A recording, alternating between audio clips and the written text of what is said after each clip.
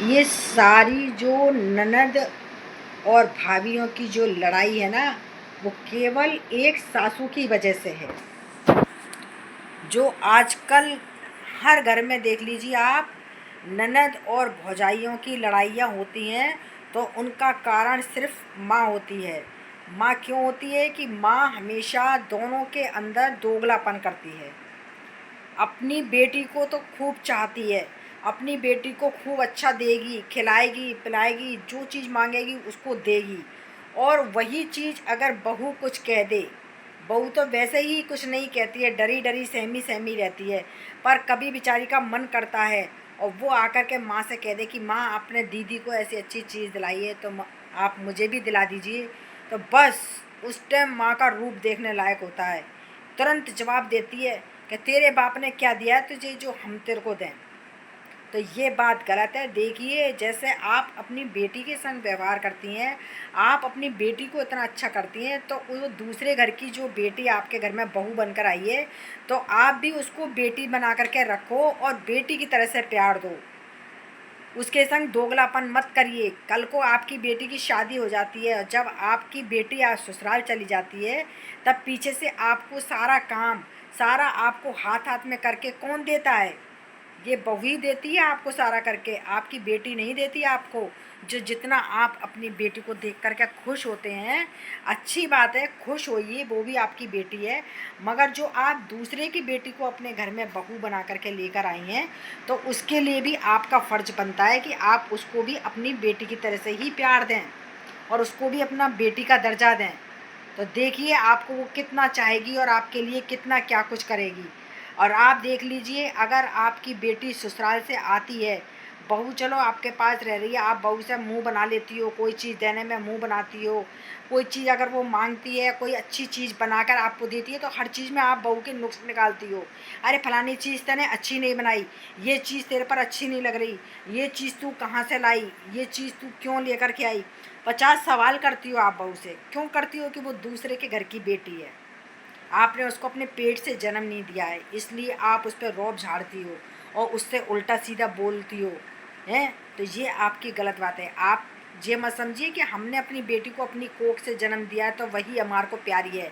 अरे बेटी से प्यारी बहू होती है जो अपने बेटे के संग बंध कर आई है, जो अपना भरा परिवार छोड़ कर के आई है और तुम्हारे परिवार में आई है, तुम्हारे परिवार में एडजस्ट हुई है। एक सदस्य बढ़ा है तुम्हारे घर में, और वो सदस्य आया है तो खाली बैठने के लिए नहीं आया, तुम सबकी सेवा करने के लिए आया है। तो प्लीज़, जब वो तुम सबके 10 जनों की सेवा कर रही है, तुम लोगों को सबको हाथ हाथ में करके दे रही है, सबके कपड़े धो रही है, सबका टाइम पे खाना दे रही है, टाइम में लंच बना के दे रही है सबको, सबका काम कर रही है, तो अगर आप 2 शब्द उससे प्यार से बोल लेंगे तो आपका क्या मिट जाएगा? कल को जब आपकी बेटी आपकी ससुराल से आती है, तो आप उसको देख कर के कितना खुश होती हैं। ओहो! अरे जान आ गई भाई, कोई घर में ऐसी चीज़ आ गई, बड़ी खुश हो रही हैं अपनी बेटी को देख कर के। तो वही चीज़ उस बहू के संग भी करिए आप, वो भी आपकी बेटी ही है। तो ऐसा दोगलापना मत करिए। घर में एक सदस्य ही ऐसा होता है जो पूरे परिवार में फूट पड़वाता है, और वो फूट पड़वाने का काम सिर्फ कोई नहीं करता है, वो काम सिर्फ माँ करती हैं। जो बहू, लड़की ने कान में भर दिया माँ के, भाभी के विषय में जो कान में भर दिया, बस माँ का दिमाग फिर गया। वही दिमाग में सारा दिन बात है, सोचती रहेगी कि मेरी बेटी ने जो कहा है तो सही बात है। फिर उस चीज़ का पीछा करेगी बहू का कि देखें मेरी बेटी ने कहा है तो बहू ऐसे ऐसे करती है क्या। सारा दिन बहू के आगे पीछे डोलती रहेगी नुक्स ढूंढने के लिए कि मेरी बेटी ने कान में जो भर दिया है तो मैं कम से कम देखूँ तो सही। पर उसको वो चीज़ नज़र नहीं आती है। तो भी वो बेटी की बात कहेगी, दिमाग में लिए बैठी रहती है उस बात को कि बेटी ने कहा है तो सही कहा होगा।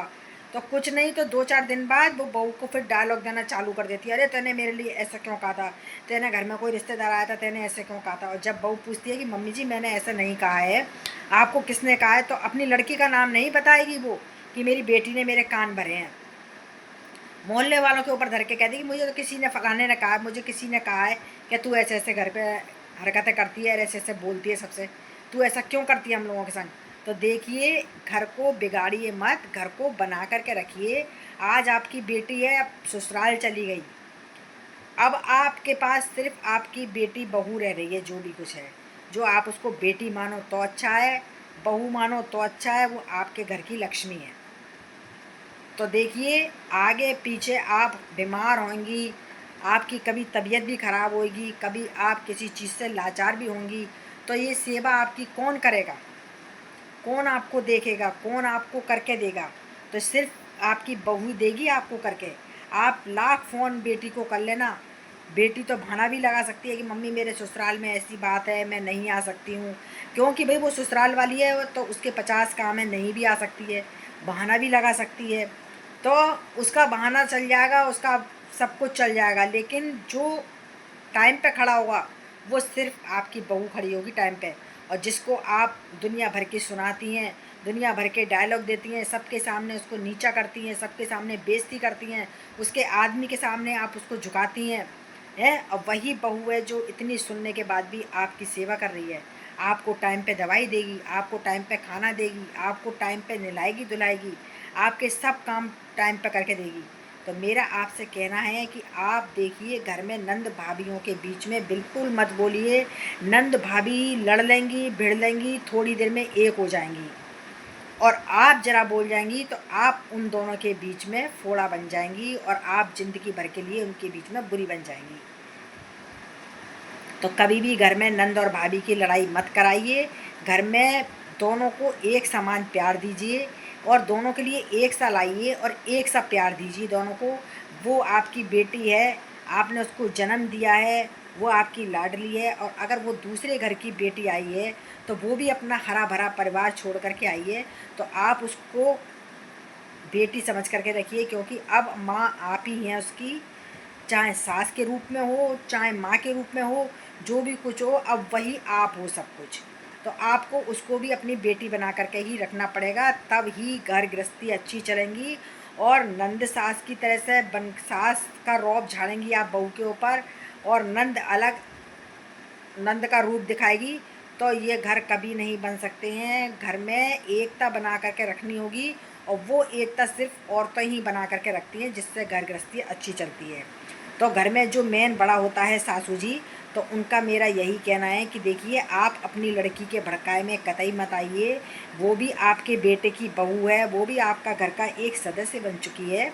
तो आप हर समय उसी के अंदर बुराई मत ढूंढिए, आप उसको भी वही प्यार दीजिए जो आप अपनी बेटी को देते हैं। तो देखिए, वो आप उसको थोड़ा भी प्यार देंगी ना, तो वो आपको आपकी बेटी से ज़्यादा आपको प्यार देगी, उससे ज़्यादा आपको हाथ हाथ में करके देगी। आपकी बेटी फिर भी आपको दो बात सुना देगी, करते धरते पे भी आपको सुना देगी, कोई चीज़ आप नहीं दोगे तो भी आपको सुनाएगी। पर वो बंदी ऐसी है कि वो आपसे कभी भी आपको कुछ नहीं कहेगी। आप चाहे उसको 10 बात भी सुना लेंगे ना, तब भी वो आपको आपको उलट के जवाब नहीं देगी। अगर अच्छे परिवार अच्छे संस्कार वाली होगी तो आपको कभी भी लौट करके वो जवाब नहीं देगी, चाहे आप उसको कितना सुना लेना। ना वो आपसे कभी अपनी कोई चीज़ की फरमाइश करेगी, आप उसको अपने मन से दे देंगी तो सिर माथे लगा करके ले लेगी, पर वो आपसे कभी ऐसा नहीं मांगेगी। और पर आप लोगों को सोचना चाहिए कि आप लोग उसको अपनी बेटी की तरह से प्यार दें, और बेटी की तरह से बना करके रखें। दूसरे की लड़की को कभी दूसरा ना समझें। जब वो आपके बेटे के संग बंध चुकी है तो वो भी आपके घर का सदस्य है। तो आप उसको अपनी बेटी की तरह से ही बना करके रखिए, बेटी की तरह से ही प्यार दीजिए। तब तो है आपकी बाई कि हाँ भाई, आप अच्छी घर की माँ हैं, सासू माँ हैं। और अगर आप अपना सास का रौब दिखाती हैं बहू के ऊपर, हर समय उसके ऊपर डंडा लेके खड़ी रहती हैं, हर चीज़ में उसके करते धरते में नुक्स निकालेंगी, तो एक दिन क्या होगा ये तो आप सब सासें जानती हैं। और जो भी आप लोग मेरी वीडियो को देख रही होंगी तो सब समझ गई होंगी कि एंड में क्या होता है। एंड में मैं आप लोगों को बता देती हूँ एंड में क्या होता है। एंड में यही होता है कि सास जितना ज़्यादा बोलेगी, बहू कहाँ तक सुनेगी, उसके सिर से पार हो जाएगी। एक दिन वो अपने मुँह से भी जवान चलाएगी।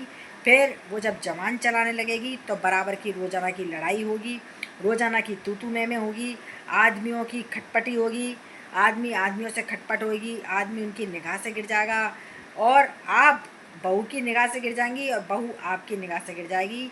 फिर एक दिन ये होगा, आपके बेटे को लेकर बहू अलग हो जाएगी, और आप फिर इंतज़ार करती रहोगी कि हमारी बुढ़ापे में सेवा कौन करे। फिर आपकी बुढ़ापे में कोई सेवा करने वाला भी नहीं होगा। तो मेरी बात को गांठ बांध करके रख लीजिए आप। अगर आपको अपनी सेवा चाहिए और अपनी इज्जत करवानी है तो अपनी बहू की इज्जत करें, उसको वही प्यार दें जो आप बेटी को देते हैं। वो अलग से आपसे प्यार नहीं मांग रही है, अलग से आपसे कोई चीज़ नहीं मांग रही है, वो एक प्यार की भूखी है। वो अपना प्यार, अपने माँ बाप का प्यार छोड़ कर के आई है, तो आप उसको ऐसा ही प्यार दीजिए जैसा वो अपने घर में अपने माँ बाप से करती आई है। उसको ये महसूस मत होने दीजिए, ये कमी नज़र मत आने दीजिए कि बेटा तेने वो परिवार छोड़ा है तो ये तेरा परिवार नहीं है। आप भी उसके माँ बाप की तरह से उसे प्यार दीजिए और उसे दुलार दीजिए और उसको अपनी बेटी की तरह से बना करके रखिए। इसी में ही आपकी तारीफ़ है। तो अगर आप लोग जी मेरी पूरी वीडियो देख रहे हैं, सभी लोग, सभी माताएं बहनें मेरी वीडियो देख रही हैं, तो मेरा हाथ जोड़कर सबसे यही कहना है कि प्लीज़ आप दूसरों की बेटियों को अपने घर में बहू बना करके लाती हैं तो अपनी बेटी की तरह से उसे प्यार दें, बेटी की तरह से उसको इज्जत दें।